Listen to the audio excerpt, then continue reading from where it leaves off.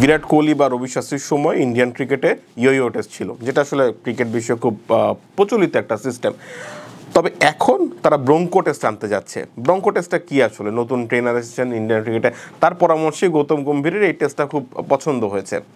Broncho test রাগবিতে খুব প্রচলিত। রাগবির যে কোনো খেলোয়াড়দের এই ফিটনেস ট্রেনিংয়ে পাস না করলে তারা আসলে খেলতে পারেন না ফার্দার ইন্টারন্যাশনাল লেভেলে বলি বা টপ লেভেলে বলি।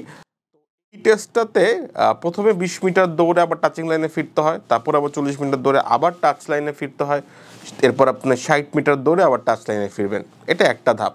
এই একটা সেট 3বার রিপিট করতে হয়। টোটাল 1200 মিটার এখানে আপনার দৌড়াতে হবে কোনো রকম বিরতি ছাড়া। মানে 1200 মিটার দৌড়াবেন, সেখানে আপনি 1 সেকেন্ডের জন্য বিশ্রাম পাবেন না। এবং ইয়ো টেস্টে কী ছিল? ইয়ো টেস্টে আপনার প্রত্যেকটা ধাপ শেষে 10 সেকেন্ডের মতো একটা গ্যাপ থাকতো। সো এই রকম একটা ফিটনেস টেস্ট যে কোনো লেভেলের ক্রিকেটারের জন্য খুব টাফ।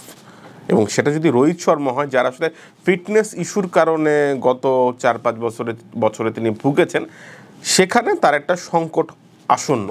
এবং ইন্ডিয়ান মিডিয়া বলছে যে এখানে বিরাট কোহলির এবং রোহিত শর্মাকে বাদ দেওয়ার পেছনে গৌতম গম্ভীরের একটা হাত আছে।